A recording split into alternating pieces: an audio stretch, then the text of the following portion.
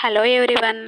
గుడిలో కొట్టిన కొబ్బరికాయ తీసుకొచ్చి మీరు ఏం చేస్తున్నారు? నేనైతే ఇవాళ చట్నీ చేస్తున్నా. ఎందుకంటే గుడిలో కొట్టిన కొబ్బరికాయ వెజ్కి యూజ్ చేయొచ్చు, నాన్ వెజ్కి యూజ్ చేయకూడదు అంటారు కదా. సో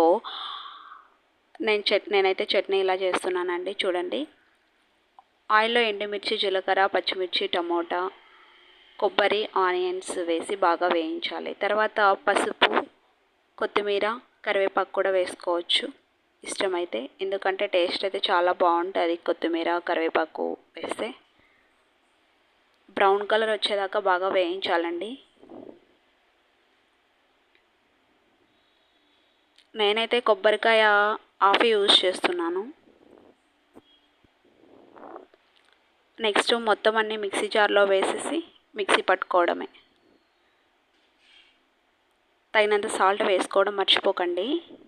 చూడండి, చట్నీ చాలా టేస్టీగా ఉంటుంది, కలర్ కూడా బాగుంది.